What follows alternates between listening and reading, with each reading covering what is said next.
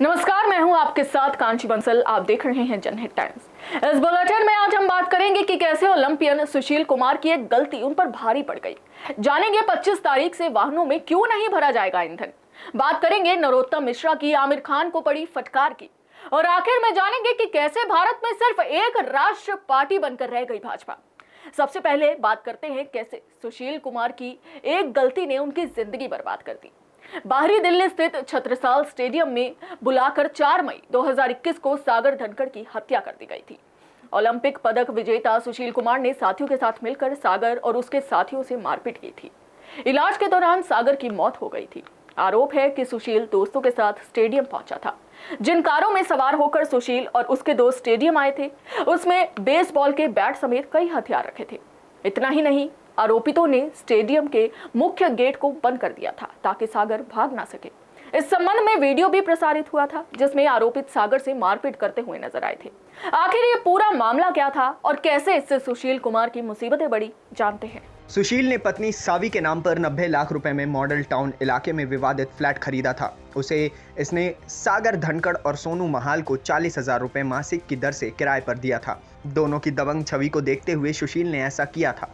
दोनों छत्रसाल स्टेडियम में पहलवानी भी करते थे। सागर और सोनू कुछ समय तक किराया देते रहे, बाद में किराया देना बंद कर संपत्ति में हिस्सा मांगने लगे, जिसके चलते विवाद बढ़ा और सुशील और उसके साथियों ने सागर को पीट डाला, जिसके बाद उसकी मौत हो गई। 5 अक्टूबर 2021 को मामले की सुनवाई के दौरान रोहिणी कोर्ट में अतिरिक्त सत्र न्यायाधीश शिवाजी आनंद की अदालत ने यह कहते हुए ओलंपियन सुशील कुमार की जमानत अर्जी को खारिज कर दिया था कि जब कोई प्रसिद्ध व्यक्ति संगीन वारदात करता है तो उसके इस कृत्य का व्यापक असर समाज पर पड़ता है।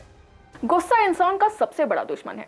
सुशील कुमार के मामले में यह साफ देखने को मिलता है, क्योंकि गुस्से में की गई एक गलती ने सुशील कुमार की जिंदगी बर्बाद करके रख दी। आगे बढ़ते हैं और नजर डालते हैं अगली बड़ी खबर पर। क्या आपको पता है कि दिल्ली में 25 अक्टूबर से गाड़ियों में ईंधन नहीं भरा जाएगा? सभी गाड़ियों में नहीं, बल्कि सिर्फ उन गाड़ियों में जिनके पास प्रदूषण प्रमाण पत्र न हो।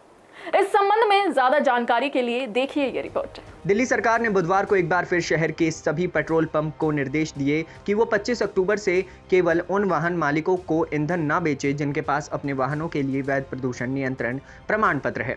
परिवहन विभाग ने नोटिस जारी कर उन सभी वाहन मालिकों को PUCC के लिए अपने वाहनों की जांच कराने का निर्देश दिया है जिनके वाहन पंजीकरण की तारीख से 1 साल से ज्यादा पुरानी है। विभाग वाहन मालिकों को नोटिस जारी कर रहा है कि अगर उनके पास वैध PUCC नहीं है तो 1 हफ्ते में वो इसे प्राप्त कर लें, नहीं तो उनका पंजीकरण प्रमाण पत्र निलंबित कर दिया जाएगा। उम्मीद करती हूँ कि आपके पास प्रदूषण प्रमाण पत्र होगा। नहीं है तो जल्द इंतजाम कीजिए, नहीं तो आपको पता ही है अंजाम क्या होगा। आगे बढ़ते हैं। क्या आपको पता है कि आमिर खान को मध्य प्रदेश के गृह मंत्री नरोत्तम मिश्रा ने आड़े हाथों ले लिया है? नरोत्तम मिश्रा ने आमिर खान पर धार्मिक भावनाओं को आहत करने वाले विज्ञापनों से दूर रहने की चेतावनी देते हुए क्या कुछ कहा, इस रिपोर्ट में देखिए। मध्य प्रदेश के गृह मंत्री नरोत्तम मिश्रा ने बुधवार को कहा कि बॉलीवुड सुपरस्टार आमिर खान को धार्मिक भावनाओं को आहत करने वाले विज्ञापनों और कृतियों से दूर रहना चाहिए। खान और अभिनेत्री कियारा आडवाणी को एक बैंक के विज्ञापन के बाद सोशल मीडिया पर आलोचनाओं का सामना करना पड़ रहा है। मिश्रा ने ये कहते हुए संवाददाताओं से कहा कि खान को भारतीय परंपराओं और रीति रिवाजों को ध्यान में रखते हुए विज्ञापन करने चाहिए। विज्ञापन में खान और आडवाणी को नवविवाहित जोड़े के रूप में अपनी शादी से लौटते हुए दिखाया गया है और चर्चा की जा रही है कि वे दोनों विदाई के दौरान नहीं रोए थे। विज्ञापन में आगे दिखाया गया है कि जोड़ा दुल्हन के घर पहुंचता है और दूल्हा दुल्हन के घर में पहला कदम रखता है, जो पारंपरिक प्रथा के विपरीत है। जबकि पारंपरिक प्रथा के अनुसार दुल्हन दूल्हे के घर जाती है और उसके घर में पहला कदम रखती है। इस बारे में पूछे जाने पर मिश्रा ने कहा, शिकायत मेरे पास भी आई है। शिकायत मिलने के बाद एक निजी बैंक के लिए अभिनेता आमिर खान का विज्ञापन मैंने भी देखा है।